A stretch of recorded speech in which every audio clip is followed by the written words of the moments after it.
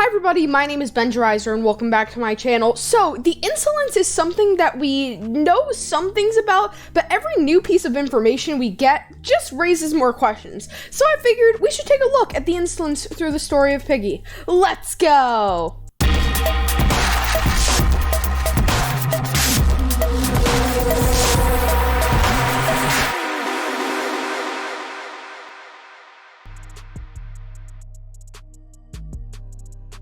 So the Sentinels are kind of like the foot soldiers for the Insolence. They chase after the player kind of slowly in every scenario we see them in. However, I think there's more to them than meets the eye. Sentinels often have different vibrant colors, including red, purple, and white.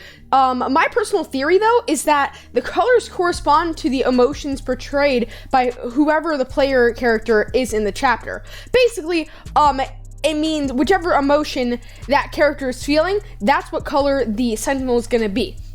So, for an example, red represents anger, aggression, and danger, while blue represents sadness and depression, and purple is sensitivity, and then white is hope, black is power and mystery, and also, like, pessimism, which means to, like, be really negative, and then green represents judgment. And once I give you guys more examples, it's going to make a lot more sense. So, in the distraction chapter with Zizzy as the player, there's a red one, and I'm pretty sure a purple one. It might be a white one. I'm honestly not sure, but the red Sentinel represents the feelings of anger Zizzy is feeling, thinking that she may never see her friends again. And the purple one represents her sisters and how they make her feel, because that is like the sensitivity aspect of it, and because she loves her sisters more than anything in the world.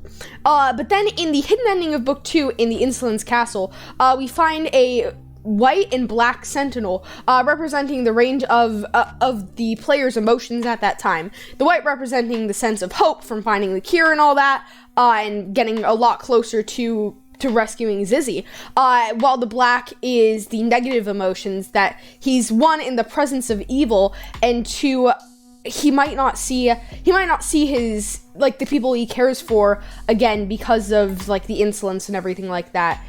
Though there's quite a bit of evidence pointing to this theory before, Breakout truly solidifies this theory with the introduction of the portal rooms and Umbra. Each room gives Tigry a new and sometimes familiar emotion.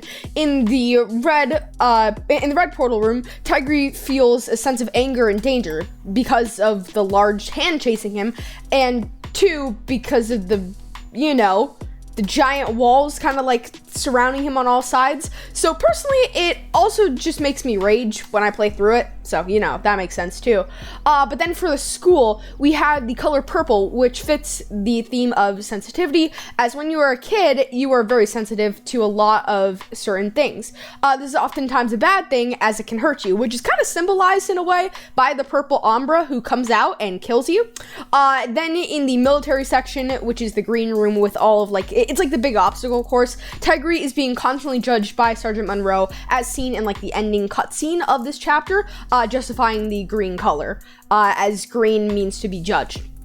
And then the blue portal room, which is Tigry's childhood home, this is the most impactful, but it's also the most complicated one. So much so that it actually inspired me to do this whole, like, theory about it. So the portal itself is blue because of the sadness Tigry feels, because, we can see from the cutscene that basically all of his life, his parents just ignored his achievements, which is honestly a really, really sad backstory. I feel really bad for Tigry. But then the version of Umbra that we see in this place is actually red, which I find really interesting, but it also makes sense because it's kind of a mixture of the emotions. So, that would make sense if it was purple, but it's blue and red, which the blue representing the sadness of the situation, while red representing the anger that he gets from it. Also, I believe that Umbra is just a different type of Sentinel, which is kind of why I grouped these two together in this whole breakdown of the Insolence. It's just one that takes the form of the person it is hunting, as seen by the tiger-like attributes Umbra has. So, Umbra has a tail, she has the tiger ears, she has all of, like, Tigry's, like, distinct things that make him look like a tiger. And honestly, Umbra might be, like, kind of an Insolence general, maybe or like maybe like a heavy hitter, like a really good fighter. And by the way, this was brought up by somebody in my comment section. Let me know in the comments who it was, because I completely forgot. I am so sorry. But ombra in Italian actually means shadow, meaning it shadows the person and their emotions. So, you know, that also works too. And now the crawling traps, I'm pretty sure, are just like the less evolved version of Sentinels. Think of them as like the Pichu to the Pikachu. Who's that Pokemon? Crawling traps, so we don't really see them used in the canon story, but we do see an even less evolved version of the entity in the port. Though we don't know this creature's name, we do know what it looks. We know that it awfully looks very similar to the crawling trap, and I just find that to be really, really interesting.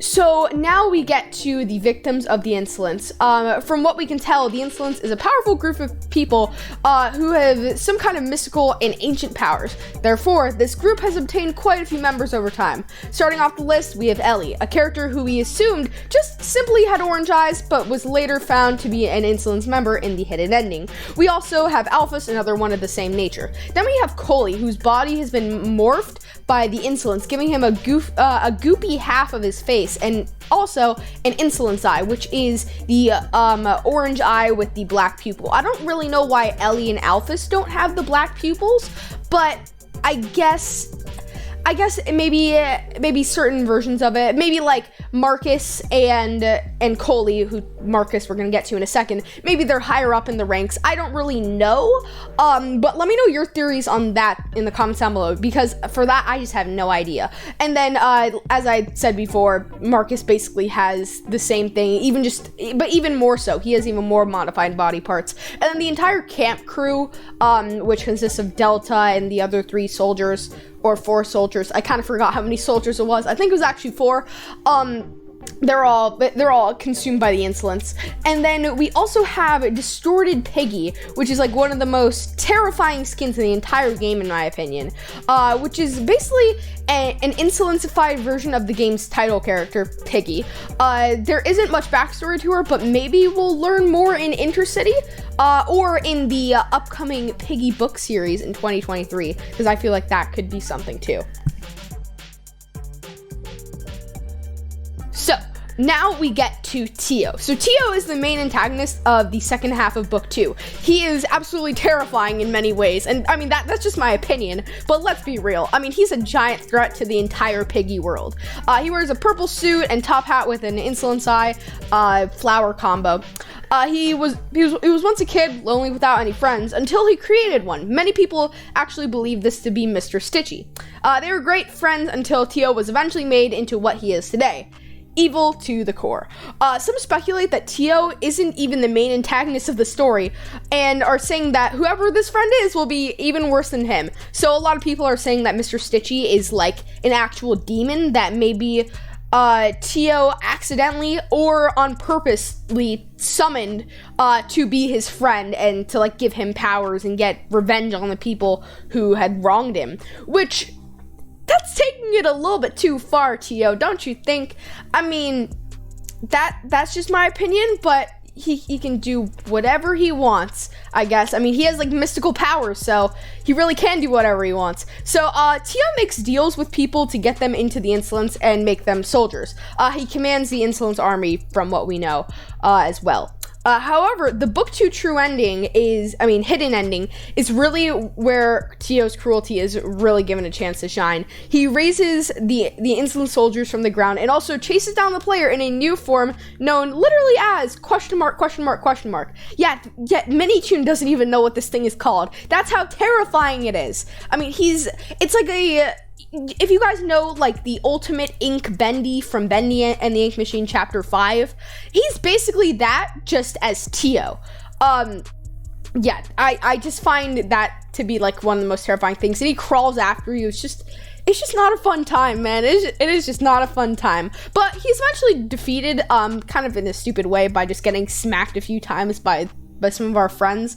And then, but we don't know if he's actually dead or not. He kind of just like melts back into like a puddle, kind of like the Wicked Witch of the West, but she actually died. So that probably wasn't the best comparison. So I'm guessing we're probably going to see more of him in Piggy Intercity.